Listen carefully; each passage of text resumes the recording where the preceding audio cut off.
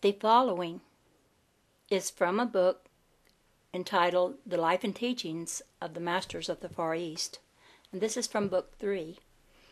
And in this part, it is Jesus who is speaking and talking about how life emanates. God our Father is pure light emanation, and from this vibrating light all come forth. In this vibration, all stand together with God.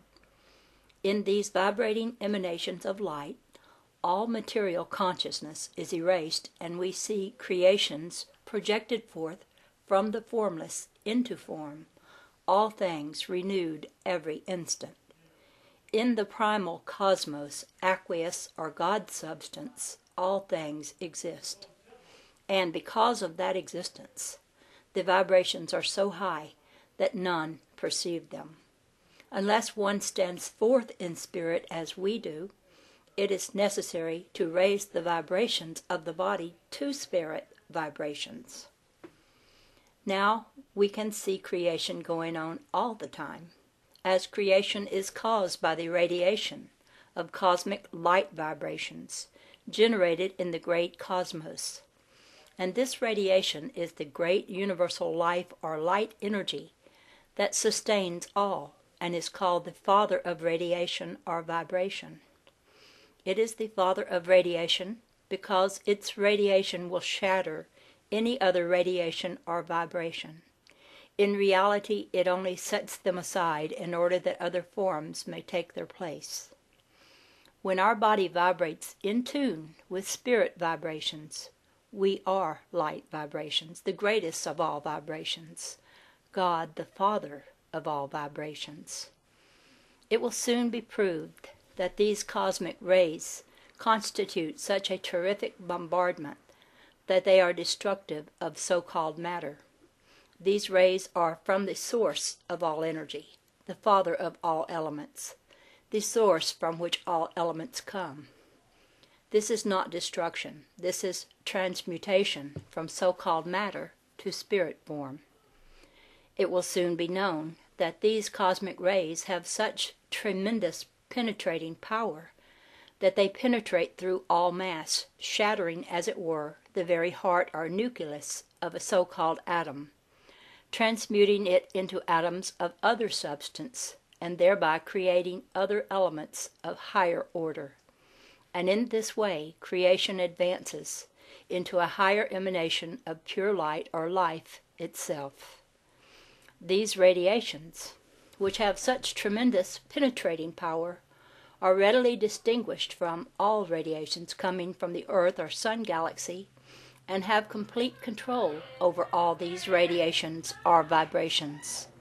It will soon be known that these radiations come from a universal source, unseen, and that the Earth is continuously subjected to a terrific bombardment of these rays that are so potent they change or transmute atoms of one element into the infinite particles of another element. It will also be found that when this cosmic ray strikes the nucleus of an atom, it does shatter it. It separated this atom into the minute particles of another substance, causing transmutation from a lower to a higher element. Thus, these radiations do not destroy matter. They transmute it from a lower to a higher element, from the material to spiritual. This higher element is as man dictates. It is higher as he names and uses it for a higher purpose. When man stands forth in spiritual vibrations, he can fully determine and regulate these rays and their mode of action. Thus to man, standing in spiritual vibrations, transmutation is going on all the time, all around him. Transmutation is but creation in the higher sense. Thus all are created where they stand. Creation never ceases. It is continuous, never ending. The emanations of radiation from the cosmos are made up of light and are composed of so-called light bullets that burst forth from the cosmos. This greater universe is around and encloses and surrounds all universes, to the extent that the suns absorb and bring into its central sun, conserve, concentrate, and build up all the energy that is dissipated from the universes. This central sun becomes so full of vibrating, pulsing energy, and this energy becomes so condensed that the so-called light bullets are shot out with such radiating force that when they collide with the nucleus of another atom, that atom is shattered but not destroyed. Its particles are transmuted into particles of other elements, which are finally assimilated into the element to which they belong. Then that element comes to life. Life is the energy that is released by this so-called bombardment of light bullets, and that portion absorbed by the particles released is called the life of the particle, or of the whole element, while the portion of the energy released but not absorbed as life is returned or drawn back to the cosmos, as it were. It is again concentrated and condensed until it can be again shot forth to collide with and shatter other atoms, thus creating the particles that go to create the atom of another element.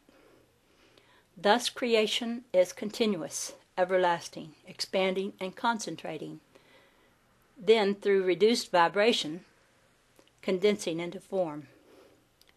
This intelligent, emanating energy is God, controlling the universe around us, as well as controlling the universe of our bodies, which are spiritual and not material. This transmutation is not disintegration. The intelligence so directs that only a few of these light bullets strike the nuclei of other atoms, at a time ratio and in complete conformity to law, so that no manifestation is overbalanced. Man, one with this supreme intelligence, can in an orderly way step up this impingement so that his needs are fulfilled instantly. In this way man hastens the slow process of nature. He does not interfere with nature. He works with nature in a higher rate of vibration than that in which nature works in the lower order of concept. Lift up your eyes and look on the fields, for they are white already to harvest. All is vibration and corresponds to the plane or field upon which vibration acts. The planes or fields spoken of have no reference to the concentric bands or shells that surround the earth. These concentric shells or layers are ionization bands, which enclose the earth and reflect back vibrations originating on the earth, but they do not impede or shut out cosmic light rays. It is through them that transmutation, our creation, is going on all the time. Even our bodies are transmuted from a lower to a higher condition, and we become the conscious directors of this change by keeping the thoughts and therefore the body attuned consciously to the higher vibrations. Thus we attune the body consciously to a higher vibratory rate, and we become that vibration. In this condition, the master waits. As you stand now, you are master. You are ruler over all conditions. Now you know that the glory and the consciousness of a divine creation is far above any material thought.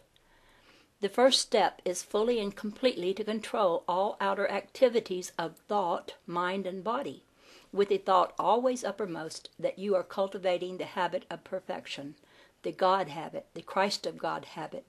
Do this wherever you are, every time it comes to you during your working or resting hours.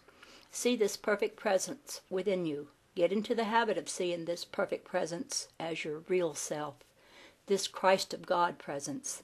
Then go a little further. See a divine white light, dazzling in purity and brilliance, emanating forth from the very center of your being.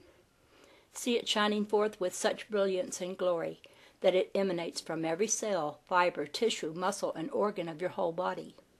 Now see the true Christ of God standing forth, triumphant, pure, perfect, and eternal. Not the Christ of me, but your own true Christ of God, the only begotten of your Father God, the only true Son of God, the triumphant and all-conquering Godhead.